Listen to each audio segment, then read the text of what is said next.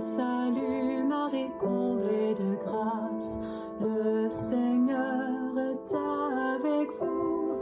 Vous êtes bénie entre toutes les femmes, et Jésus, votre enfant, est béni. Em nome do Pai, do Filho e do Espírito Santo. Amém.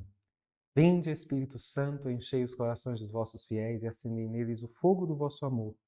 Enviai, Senhor, o vosso Espírito, e tudo será criado, e renovareis a face da terra. Oremos. Ó Deus, que instruíste os corações dos vossos fiéis com a luz do Espírito Santo, fazei que apreciemos retamente todas as coisas segundo o mesmo Espírito e gozemos sempre de sua consolação por Cristo Senhor nosso. Amém. Nossa Senhora, sede da sabedoria, rogai por nós. Em nome do Pai, do Filho e do Espírito Santo. Amém. Bem, meus irmãos, hoje continuamos o nosso estudo sobre a história da Igreja Antiga, este módulo, da história da Igreja Antiga, de modo que nós vamos começar a observar dentro deste processo agora, ainda falando do tempo do imperador Constantino, em que ele vivenciou, mas sob uma nova perspectiva. Como falávamos na aula passada, a Igreja ela deixa de correr tanto perigo de fora para começar a correr perigo de dentro, cada vez mais incisivamente. É da natureza da Igreja ser perseguida de alguma forma. Se não for por fora, ela é perseguida também de dentro, até pelos seus próprios membros, podemos assim perceber. Mas eis a grande novidade, eis a grande boa notícia, nosso Senhor Jesus Cristo, ele vem justamente a dizer que as portas do inferno não prevaleceriam contra a Igreja. Então, nós vamos notando que essas crises que vão surgindo na vida da Igreja, se nós observarmos, acabam tornando-a cada vez mais forte. E a ortodoxia da fé acaba sendo cada vez mais bem evidenciada, posta em evidência, Como diria São Paulo mesmo, ele mesmo vai dizer, é necessário que haja hereges, é oportuno que haja hereges para que se possam efetivamente provar-se as almas verdadeiramente fiéis, para que possamos de fato distinguir quais são as almas de fato fiéis diante desta realidade. E nesse tempo aí, nos anos 318, 320, nós vamos notar que a Igreja começa já uma crise das piores que existem em toda a sua história, se assim observarmos, que dentre tantas heresias que a Igreja vivenciou, você nota mesmo, já percebe que falávamos, inclusive em algumas heresias desde os primeiros séculos, como por exemplo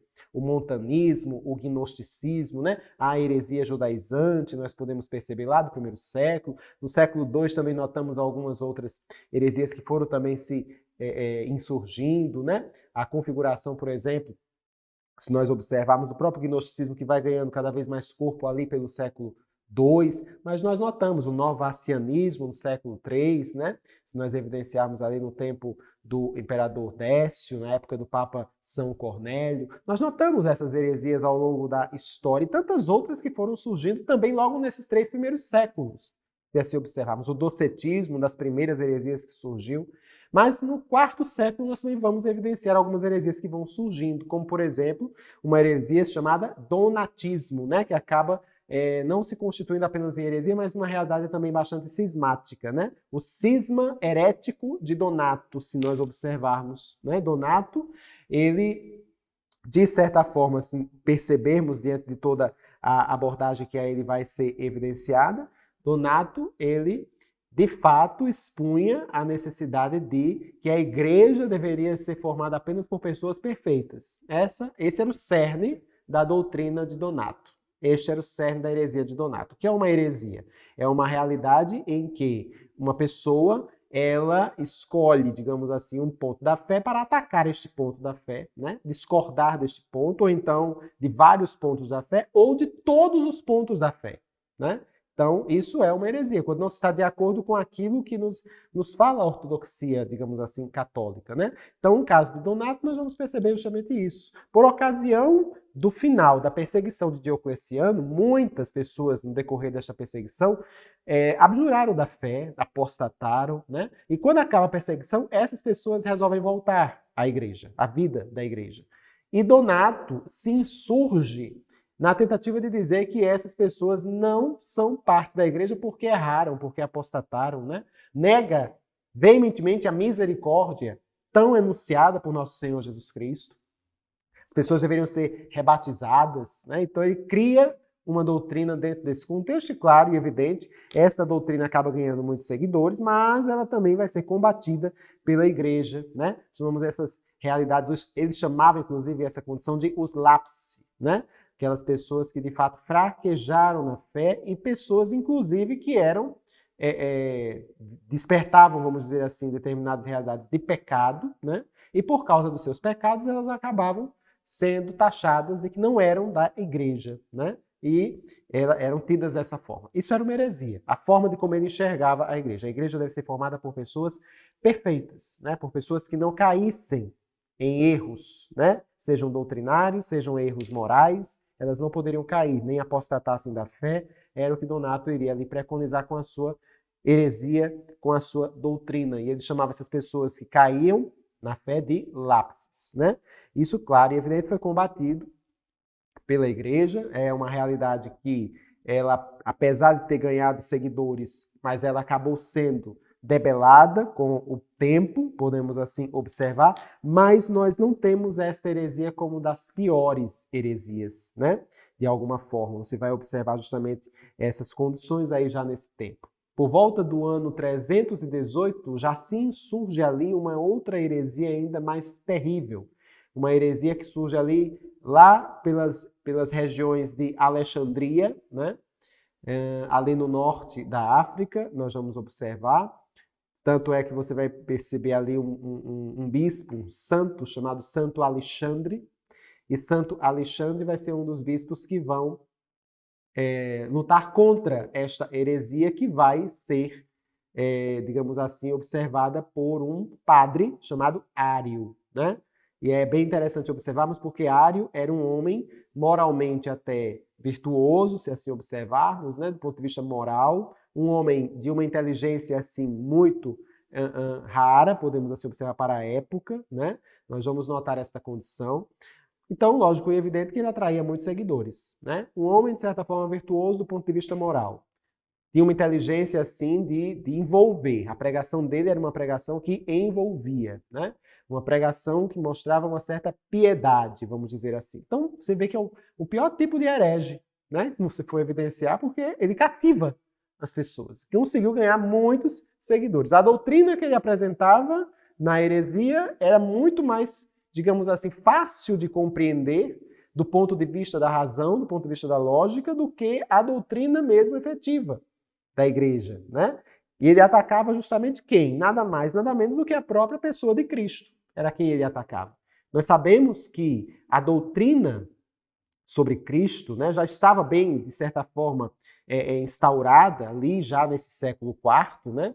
Mas precisava ainda ser aprofundada, especialmente no que concerne à doutrina da Santíssima Trindade. E é interessante e necessário que nós possamos observar justamente esta realidade doutrinária da Santíssima Trindade, porque esta heresia de Ário, que depois nós vamos chamar de arianismo, né, vai justamente impactar diretamente na doutrina da Santíssima Trindade, né? Então você vê que é uma heresia de caráter, vamos dizer, trinitário, né? Podemos observar. Atacando a pessoa de Cristo, ele desmorona, de alguma forma, todos os outros dogmas que a igreja já apresentara até então, porque ele ataca diretamente a pessoa de nosso Senhor Jesus Cristo, alegando que Jesus não é, digamos assim, Deus como o Pai, né? Ele é filho de Deus, mas é uma criatura de Deus, ou seja, alguém inferior a Deus Pai, podemos assim observar, ou seja, tira esta realidade do caráter divino de nosso Senhor Jesus Cristo, né? Negando que Jesus não era Deus, podemos assim dizer. Se Jesus não é Deus, então toda a realidade cristã, né, toda a realidade católica, todos os demais dogmas não tem mais sentido, vão desmoronando, né? Por quê? Porque você está atacando justamente o principal, vamos dizer, toda a realidade do ponto de vista da pessoa mesmo do Verbo eterno, do Pai. Né? Não que os outros dogmas não tenham a mesma importância, que todos têm a mesma importância, não existe um dogma mais importante que outro, todos são verdades de fé. Mas atacando este dogma, o que eu estou fazendo aqui se Jesus não é Deus? O sacrifício de Cristo na cruz, ele acaba não tendo valia, porque foi só um sacrifício de um homem, e esse sacrifício puramente, meramente, unicamente humano, não teria condições de suprir todos os pecados da humanidade, né? Então você vai vendo as implicações teológicas que vão gerar a partir do momento em que esta heresia é tida por ortodoxa, né? Então você vê o perigo que a igreja estava correndo do ponto de vista da fé com esta heresia, que aparentemente, até no próprio dizer de Constantino mesmo, imperador, aparentemente esta heresia era algo, simplesmente uma dissensão entre bispos, entre clérigos, tanto que Constantino manda uma carta para o bispo Alexandre e manda a mesma carta para Ário, mandando que os dois se reconciliassem, né, para garantir a unidade da igreja, porque isso também iria implicar diretamente na unidade, no estabelecimento da unidade do império. Né? Então veja que a carta que Constantino escreve para Ário e para Alexandre, o bispo da época, né? É uma carta até engraçada, porque diante da gravidade da realidade, você nota que Constantino ele não tinha noção. E de fato ele não tem culpa de não ter tido noção dessa condição, desta realidade. Né? Porque realmente ele ainda estava caminhando, engateando ali, vendo, tateando ainda as realidades da fé. Mas o fato é que Ário e Alexandre, eles acabavam duelando entre si ali, né, diante de toda esta realidade, porque precisamos compreender que a doutrina da Santíssima Trindade, que já de certa forma estava já sendo estabelecida, nós temos inclusive vários santos anteriores a este período que já enunciam esta doutrina do século II, do século III, né? Então já tinha algo já constituído ali acerca da Santíssima Trindade. Nós já vamos perceber esta realidade. O Pai, ele é Deus, o Filho, ele é Deus, o Espírito Santo é Deus, mas não são três deuses, né? Você poderia observar que o Pai é uma pessoa em Deus, o Filho é uma pessoa em Deus, o Espírito Santo é uma pessoa em Deus. Esta realidade da Santíssima Trindade que nós vamos observar. O Pai não é maior que o Filho, nem o Filho é maior que o Pai. Tá aí o cerne. Ário dizia o contrário. Ário dizia que o Filho era uma criatura do Pai, portanto inferior ao Pai. Entende? Então, e vai gerar implicações teológicas ali seríssimas. Nós vamos observar isso mais adiante, né? Precisamos compreender esta condição. O pai, ele só é diferente do filho neste sentido mesmo. O pai é quem gerou o filho. E o filho é eternamente gerado pelo pai.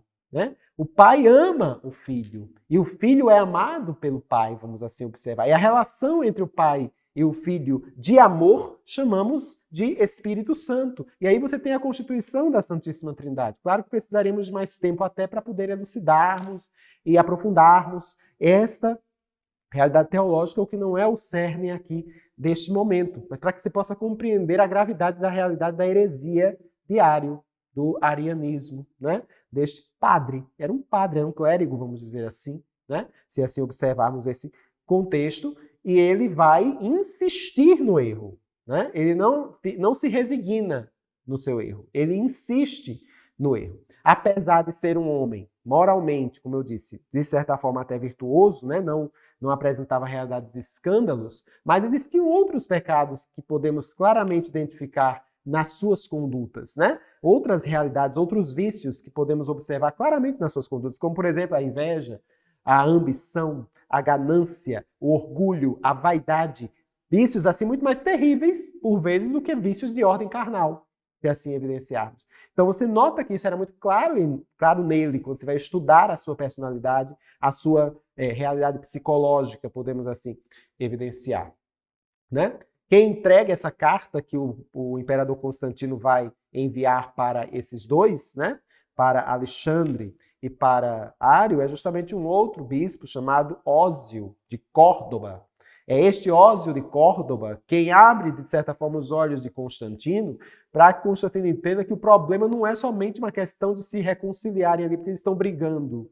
O problema é muito mais sério, é muito mais grave, que traz implicações teológicas que podem comprometer o cristianismo se nós observarmos que as pessoas poderiam seguir esta heresia, né? É interessante observarmos que nesse tempo do ano 318 também já existe aí a figura de Santo Atanásio de Alexandria, que foi o grande defensor da ortodoxia da fé contra o arianismo. Podemos assim observar, mais adiante iremos ver, que Santo Atanásio de Alexandria, ele praticamente segurou a igreja com a mão, né? Podemos assim observar, porque houve uma época ali, nesse processo do arianismo, que a igreja do Oriente quase que se acaba, porque quase toda ela é ariana, né? Podemos assim perceber. Até a própria condição de alguns padres da igreja mais adiante, quando vão estudar, o próprio Eusébio de Cesareia mesmo, falando sobre esse episódio do arianismo, ele até potencializa um pouco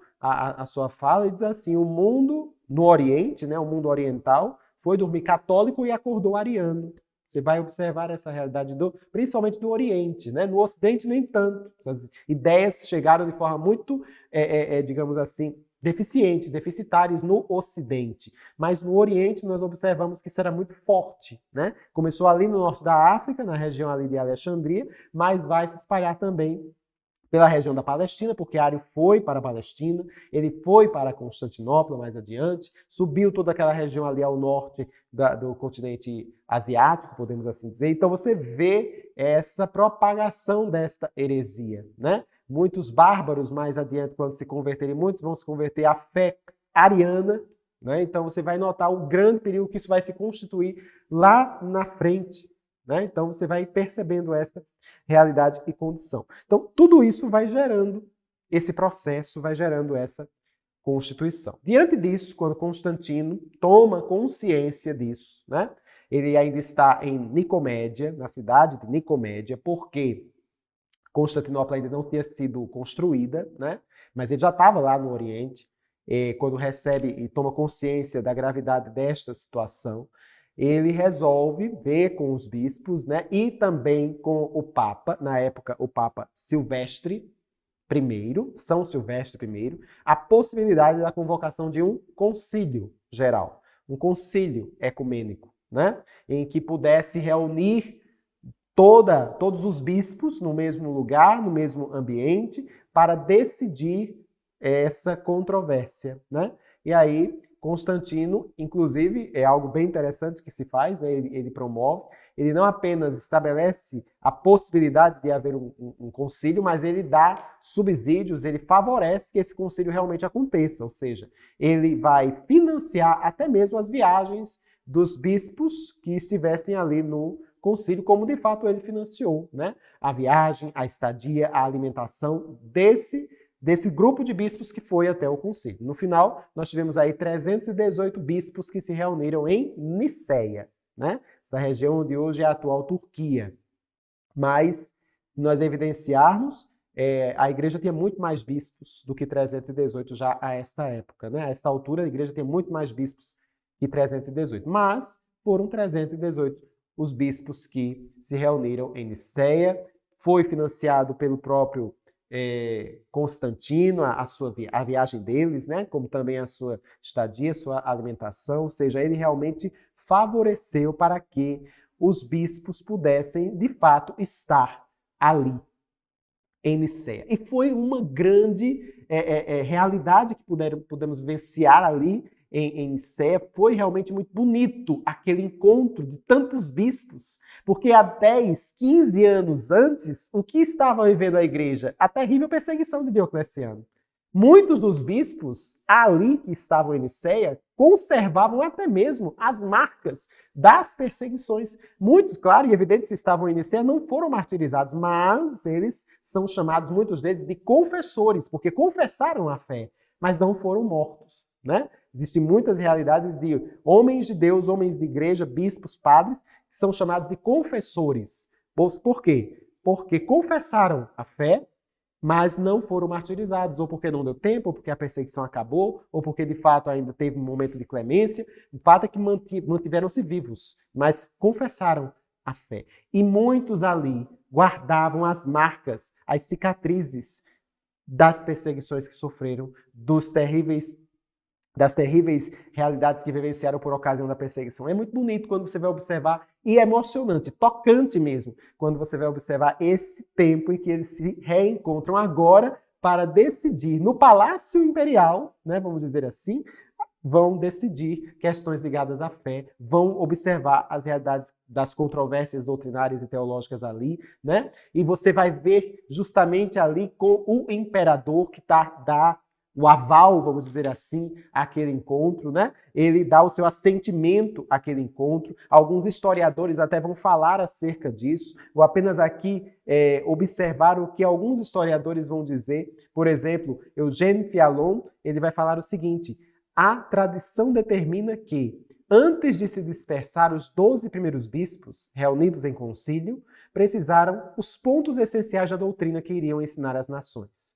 Depois da conquista, no momento em que se temia que ela se dividisse, era a hora de seus numerosos sucessores se reunirem de novo e dar aos homens o espetáculo de uma assembleia soberana deliberante, mas não sobre os interesses dos povos e dos reis, nem mesmo sobre desejos similares àqueles que tinham dado o império do mundo à cidade eterna, mas sobre as coisas do céu que eles representavam, dissipando as incertezas, fixando a fé, e uma vez que se puser em discussão aquele que tinha descido à terra, se pronunciando em nome de Deus sobre a natureza, a divindade e eterna realeza do Verbo. Ou seja, o historiador falando acerca deste evento do Concílio de Nicéia. O próprio Daniel Hopes mesmo vai dizer: precisamos imaginar o estado de feliz exaltação em que se encontravam todos estes homens, o contato tão comovente entre irmãos que nunca se tinham visto, a prodigiosa reviravolta da situação que fazia dos supliciados da véspera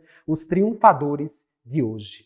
10 anos atrás, a maior parte deles tinham vida de proscritos e uma perpétua ameaça pairava sobre as suas cabeças. Agora deparavam com o Fausto dos palácios, a majestade das cerimônias, a guarda de honra que lhes apresentava armas. Então você vê esta realidade de fato bastante comovente, esse processo. Inclusive no próprio Concílio de Nicéia, que abre-se, se nós evidenciarmos ali em maio de 325, nós vamos notar que este concílio ele também se abre com o discurso, se nós evidenciarmos o próprio imperador Constantino. Constantino também vai se insurgir ali com o seu discurso. Como toda abertura oficial, você vai observar, de fato, vários discursos que vão ser evidenciados, né? Você vai observar, por exemplo, que Constantino vai dizer ali no concílio, relata Eusébio de Cesareia, esse historiador eclesiástico, ele diz: ele surgiu como mensageiro de Deus, passou pelo meio da assembleia vestido com vestes que brilhavam como se fossem raios de luz, refletindo o brilho radiante de um manto de púrpura e adornado com o esplendor brilhante de ouro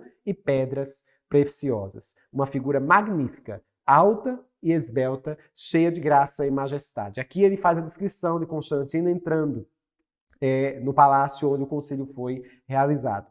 E aqui você vê ele transcrevendo o discurso de Constantino, porque Eusébio de Cesareia também estava presente no concílio de Nicéia. Diz aí: meu maior desejo, palavras de Constantino, meus amigos, em vê-los reunidos, agradeço a Deus por a todos os favores que ele me concedeu, ter acrescentado o maior, o de vê-los todos aqui animados com o mesmo sentimento.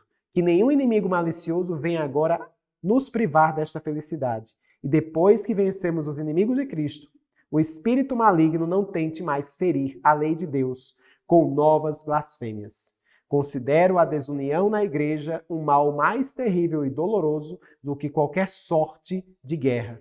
Depois de conquistar pela graça de Deus os meus inimigos, pensei que não tinha mais nada a fazer do que agradecer-lhe alegremente, quando me disseram sobre a divisão que surgiu entre vós. Estava eu convencido de que não deveria cuidar de nenhum negócio antes de resolver isto, e é pelo desejo de ser útil que eu vos convoquei sem demora. Eu não acreditarei que meu fim será alcançado até que eu tenha unido a mente de todos vós, até que eu veja reinar entre vós aquela paz e união que fostes vós, comissionados como ungidos do Senhor para pregar aos outros. Palavras do imperador no seu discurso de início, digamos assim, do Concílio de Nicéia. Também tivemos aí a presença, o Papa São Silvestre I não pôde estar presente no concílio, né? Por ocasião mesmo de uma idade bastante avançada, mas ele manda os seus delegados papais, né? Ele manda os seus delegados, são 2 delegados papais que vão para o concílio, para inclusive presidir o concílio. Quem preside o concílio, devo lembrar, não é Constantino, como dizem muitos modernistas, podemos assim dizer. Não é Constantino, não é o bispo, digamos assim, do Oriente, de Constantinopla, não é Eusébio de Nicomédia. Quem preside o concílio são justamente os delegados papais, que estavam ali presentes e que vão ouvir tanto as partes de Ário como as partes da ortodoxia da fé, onde Santo Atanásio de Alexandria também estava presente e ganha corpo, podemos assim dizer, ali no concílio, né? Ele cresce no concílio a partir dos argumentos que ele vai falar contra a realidade do arianismo. Você vai notar toda essa condição dentro desse processo ali, quando a gente vivencia esta realidade do Concílio de Nicéia, em que Ário ali, ele de fato sai, ele não ganha esta controvérsia, obviamente, né? A ortodoxia da fé, ela vai sair vencedora por uma quase que esmagadora maioria, né? Nós tivemos 318 bispos, pelo menos houve 316 votos a favor da fé ortodoxa da igreja, da ortodoxia da fé, e apenas 2 votos que não subscreveram ali, né? O que nós tivemos ali ganhava, vamos dizer assim, o caráter da ortodoxia, né? A fé católica saía vencedora, vamos dizer. Problema, Ário se fez, que aceitou, né, esta realidade, mas após isso, nós vamos notar que ele continuou insistindo no erro, podemos assim dizer, o que acaba levando a um processo de excomunhão, né? Nós vamos notar essa condição, mas ele vai fazer muitos estragos ainda após o concílio de Nicéia, porque não basta só a definição do concílio, a definição conciliar. Há necessidade de que isso seja cumprido, né? Então, nós vamos notar que, por vezes, Ário ainda insistiu no erro, manteve-se na sua posição, né? E você vai notando que o arianismo vai saindo dessa realidade mística, vamos dizer assim, porque inicialmente o fato era de caráter mais doutrinário, mais ligado à fé, né? Mais do caráter místico, podemos assim observar, e vai ganhar conotações de ordem política, né? Podemos assim perceber, se nós notarmos aí as consequências, os desfechos, né? Que nós vamos notar aí nesse processo. Então, você vai percebendo toda essa condição. Mas o fato é que a partir de Nicéia, a partir do próprio concílio de Nicéia, nós vamos perceber que já sai a primeira parte do chamado credo niceno-constantinopolitano, se assim evidenciarmos neste concílio, né? Concílio que ele vai finalizar-se mais ou menos ali em meados de julho do ano 325, nós já vamos notar esta realidade e condição, sob a presidência, como eu disse, dos legados papais, Vitor e Vicente, que eram os legados do Papa, né? Eram padres, inclusive,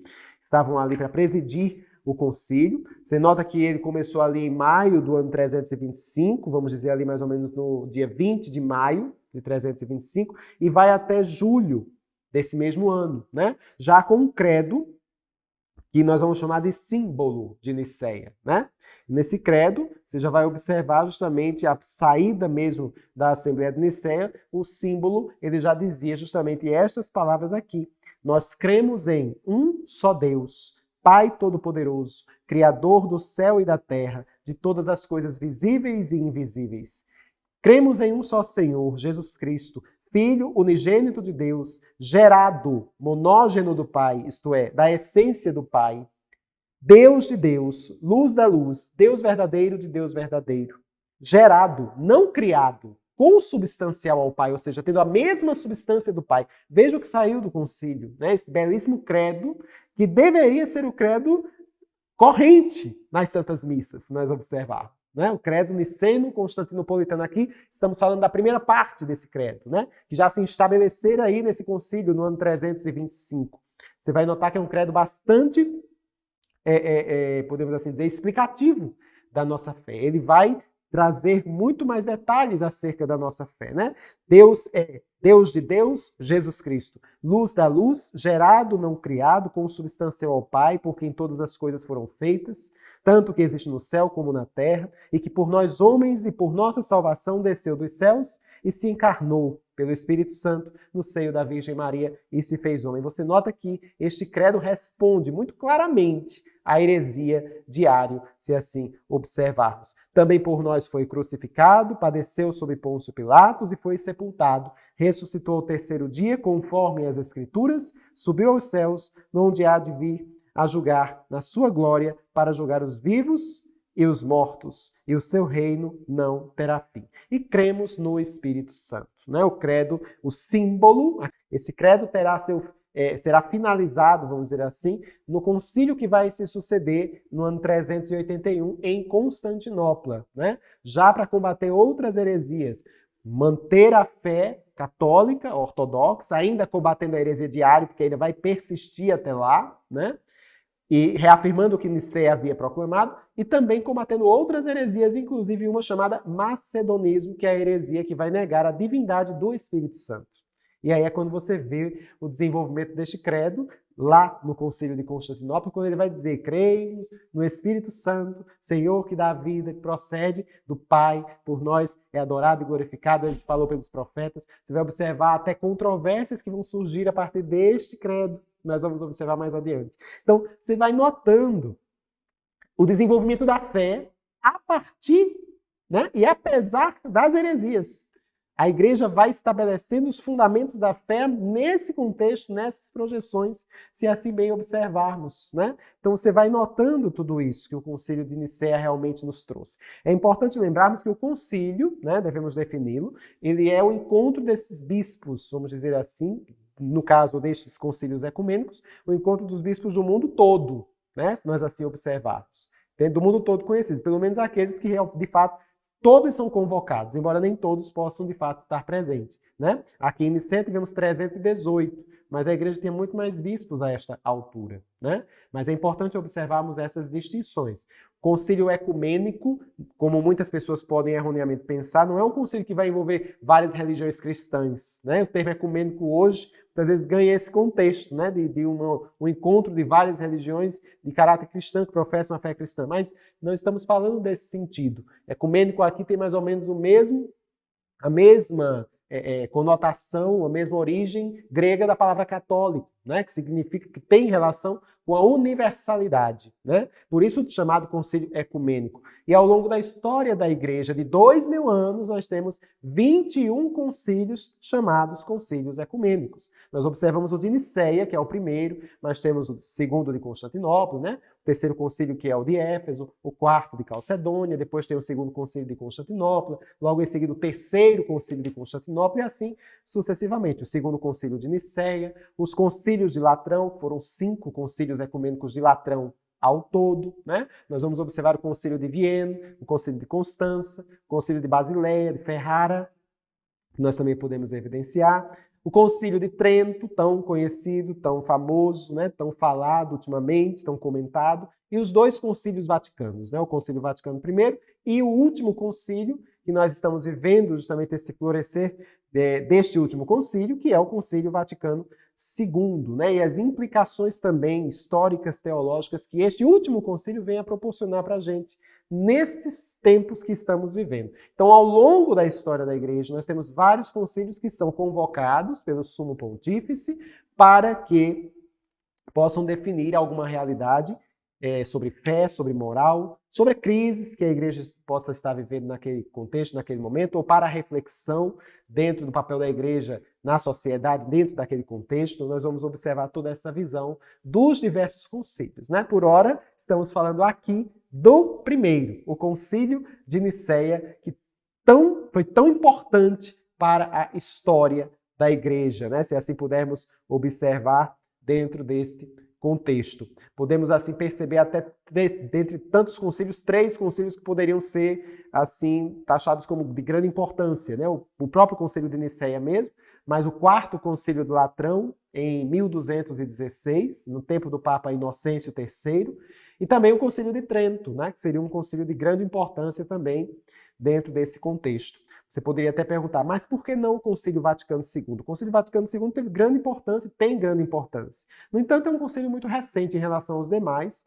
Fica difícil até de você estabelecer uma análise histórica, historiográfica, né, deste concílio, até por conta do pouco tempo. O Vaticano II tem talvez menos que 60 anos, né, da sua intervenção na igreja, vamos dizer, né? Na sua convocação. Então, ainda é talvez até cedo para estabelecermos uma análise, vamos dizer, acerca do concílio, tendo em vista as repercussões que um concílio gera para a igreja no seu futuro. Então, nós observamos toda essa realidade aqui do arianismo que, apesar das decisões conciliares de Nicéia, não foi de todo debelado, porque ele ainda vai insistir e causar grandes estragos, né? Muitas pessoas, padres, até bispos, até vão morrer, vão ser exilados porque não quiseram assumir a fé ariana, né? Vamos observar que vai existir perseguição até por causa disso, mas o concílio teve realmente essa sua participação importantíssima aí diante desta heresia e já afirmando a verdadeira fé, a fé católica efetiva, ortodoxa, que nós vamos continuar a vivenciar a partir também dos outros concílios. Possamos pedir a Nossa Senhora mesmo que ela venha sempre interceder em nosso favor, a sede da sabedoria, de fato iluminando a nossa inteligência, para que nós possamos cada vez mais compreender as coisas que vêm do alto e com a sabedoria que vem do alto, possamos ter a nossa inteligência também iluminada para essas realidades eternas. Ave Maria, cheia de graça, o Senhor é convosco. Bendita sois vós entre as mulheres e bendito é o fruto do vosso ventre, Jesus. Santa Maria, Mãe de Deus, rogai por nós, pecadores, agora e na hora de nossa morte. Amém. Louvado seja nosso Senhor Jesus Cristo, para sempre seja louvado. Nossa Senhora, sede da sabedoria, rogai por nós. Em nome do Pai, e do Filho e do Espírito Santo. Amém. Sainte Marie, Mère de Dieu, priez pour nous, pauvres pécheurs.